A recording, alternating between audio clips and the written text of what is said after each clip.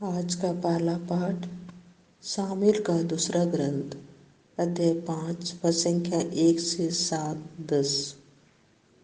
Israel के सभी वंशों ने हेब्रोन में दाऊद के पास आकर कहा, देखिए, हम आपके रक्त संबंधी हैं।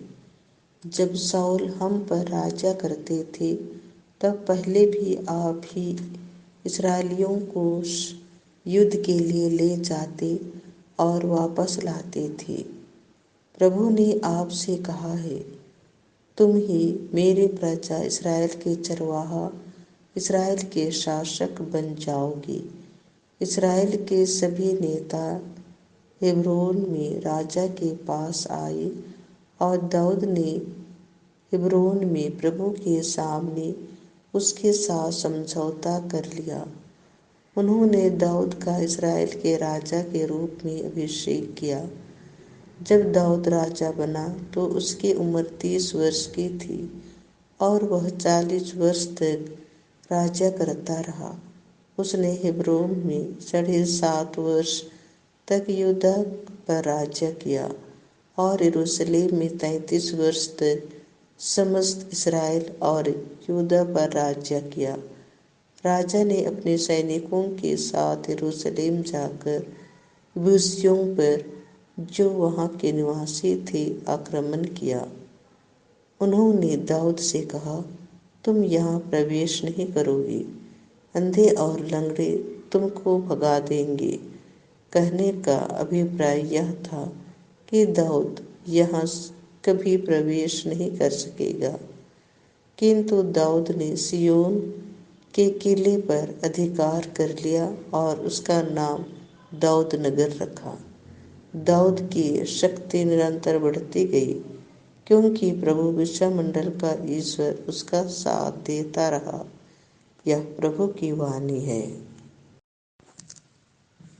संत मार्कुस के अनुसार पवित्र सुसमाचार अध्याय 3 पद संख्या 22 से 30। यरूशलेम से आए हुए शास्त्री कहते थे, उसे बेलजबूल सिद्ध है और वह नरकदूतों के नायक की सहायता से नरकदूतों को निकालता है। ईसा ने उन्हें अपने पास बुलाकर यह दृष्टांत सुनाया, शैतान को कैसे निकाल सकता है। यदि किसी राज्य में फूट पड़ गई हो तो वह राज्य टिक नहीं सकता। यदि किसी घर में फूट पड़ गई हो तो वह घर टिक नहीं सकता है। और यदि शैतान अपने ही विरोध विद्रोह करे और उसकी यहाँ फूट पड़ गई हो तो वह टिक नहीं सकता और उसका सर्वनाश हो गया है।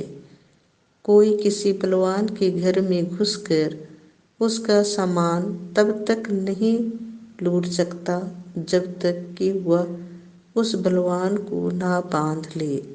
इसके बाद ही वह उसका घर लूट सकता है।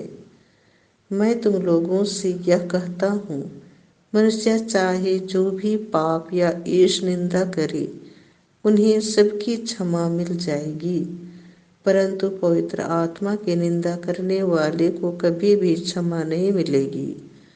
वह अनंत पाप का भागी है।